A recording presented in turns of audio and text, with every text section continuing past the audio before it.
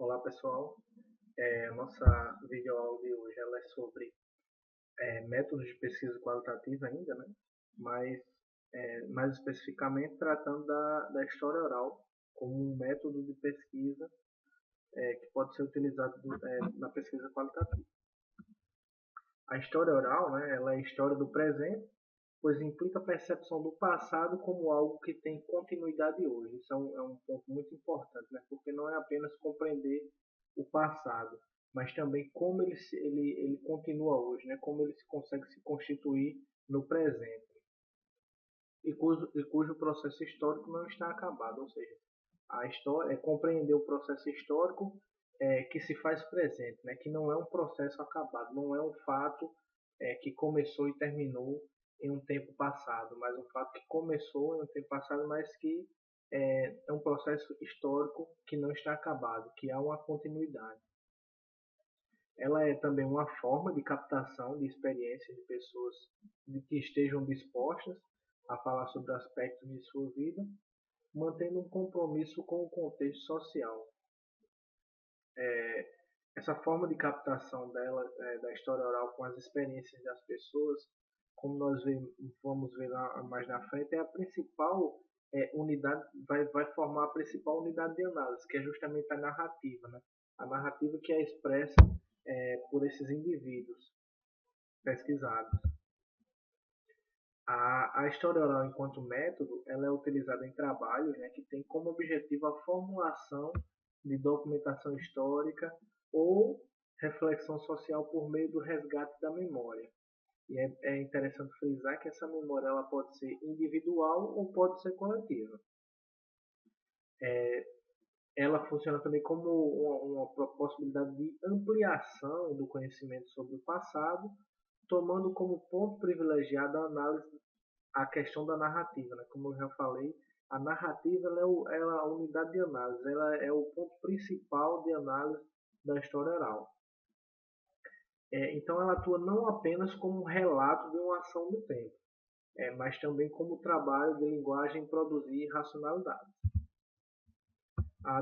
Existem três modalidades de história oral, né? A história oral de vida, que é o relato do narrador sobre a sua existência ao longo do tempo, nesse tipo de modalidade de história oral, a pessoa que é entrevistada, né, o indivíduo, ele tem mais autonomia para dissertar, né, para argumentar, para expressar verbalmente, de maneira mais livre, sobre a sua experiência profissional.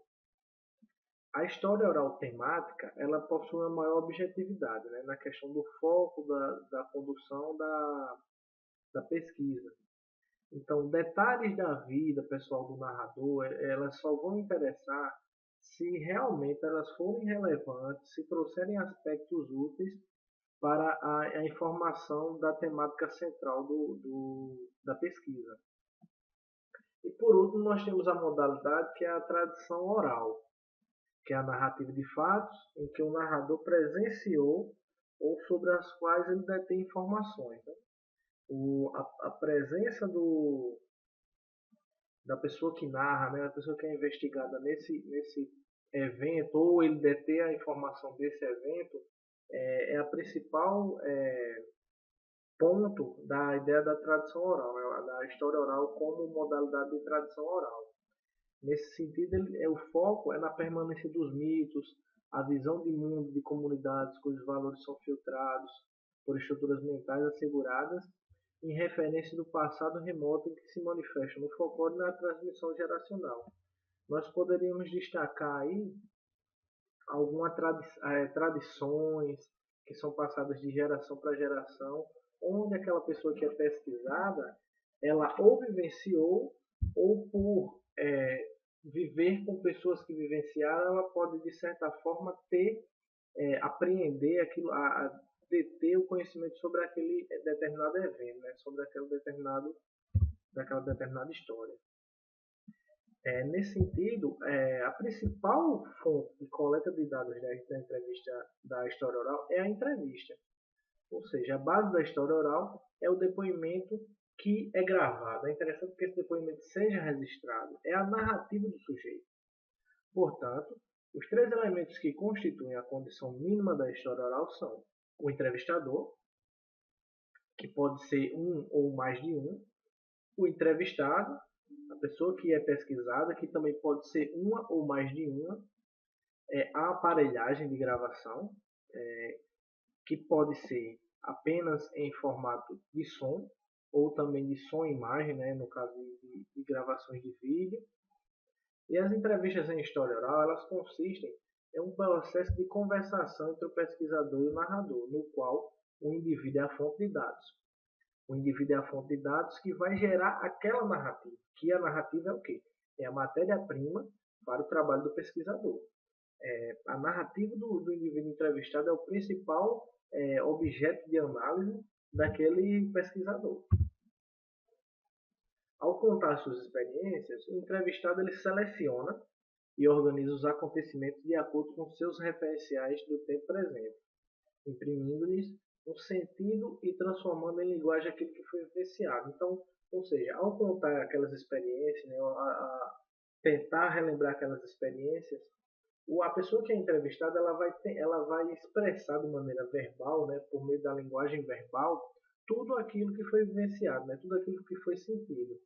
E a grande vantagem é que, como é um fato que ainda continua, uma história que ainda permanece, então há a possibilidade de, no conteúdo que é expresso pela pessoa que é investigada, ser contido por grande parte por reflexões acerca do conteúdo narrado. A entrevista de história oral ela deve ser vista como uma das etapas do projeto, não como ponto principal, mas como uma das etapas, apesar de ser a principal coletividade, mas ela é uma das etapas do projeto, né? Onde a gente tem a partir da definição do tema, a realização da pesquisa bibliográfica sobre o assunto bem aprofundada.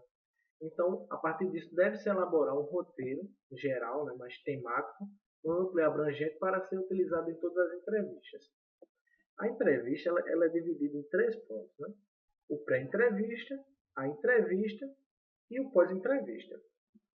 A pré-entrevista ela corresponde à etapa de preparação do encontro com o entrevistado, na qual o pesquisador ele vai se apresentar, vai expor as informações sobre o projeto de pesquisa e nesse contexto como a pessoa que é entrevistada, a pessoa que é pesquisada, ela vai colaborar dentro dessa pesquisa.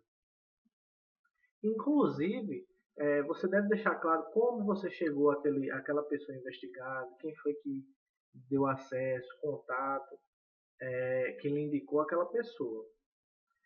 Nesse sentido, nessa etapa, a entrevista ela é agendada, né, de acordo com a conveniência do entrevistado, acertando questões locais, horário, data. E, nesse sentido, nesse momento também, é interessante que o entrevistado ele seja consultado sobre a possibilidade de gravação. Por quê? A gravação é uma ferramenta muito importante que vai possibilitar que o pesquisador ele possa revisitar aquele material inúmeras vezes e poder refletir com mais calma sobre aquele conteúdo que foi narrado, né? Aquele conteúdo que foi aprendido durante a entrevista. No momento de entrevista propriamente dito, antes de se começar, o pesquisador ele tem que garantir que todo o material que ele for utilizar durante a entrevista esteja funcionando bem, principalmente gravador ou câmera. Também ele deve começar a entrevista esclarecendo, né, ao entrevistado para que ele compreenda o porquê e para que ele está registrando esse material em gravação. Mais uma vez, né, porque isso já foi feito também no pré-entrevista, mas é interessante que isso seja reforçado. E também ele deve assegurar que o entrevistado, ele deve assegurar ao entrevistado o direito de também não falar sobre o que não for conveniente, o que não for, que a pessoa que foi entrevistada não se sentir à vontade de falar determinado ponto, determinado tema, o pesquisador deve deixar ele à vontade para não falar. E também deixar ele à vontade também para desligar o aparelho, Se ele achar que está incomodando em algum momento da entrevista. Você tem que deixar tudo isso bem claro para ele, certo? Ao iniciar a entrevista também é interessante que você registre o local, a data, o nome da pessoa que você está fazendo a entrevista, o nome do projeto. Aí você pode registrar ou no material, notas de campo, alguma ficha, ou também você pode registrar durante a gravação. Você iniciar a gravação falando esses aspectos, né?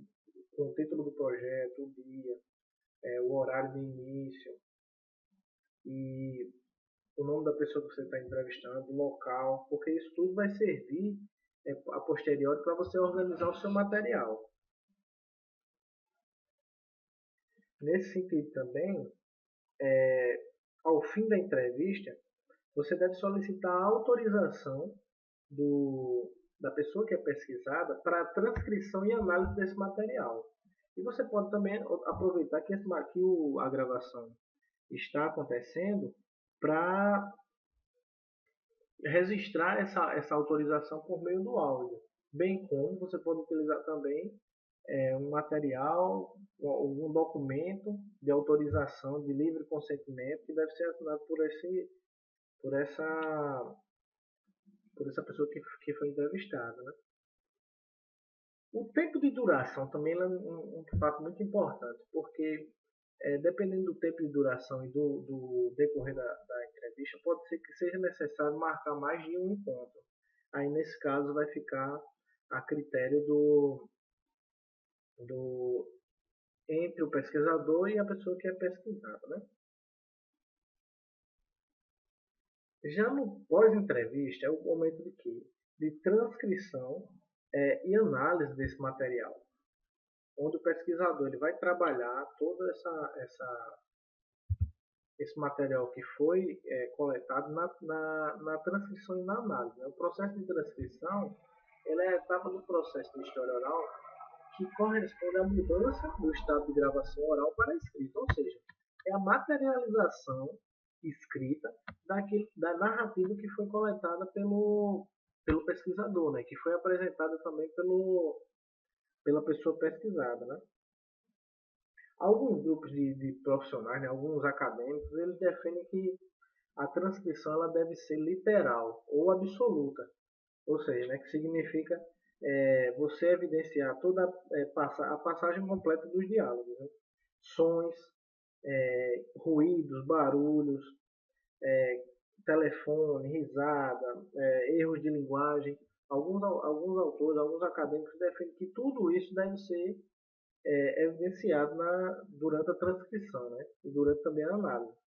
Já alguns eles consideram que transcrever a palavra por palavra, né?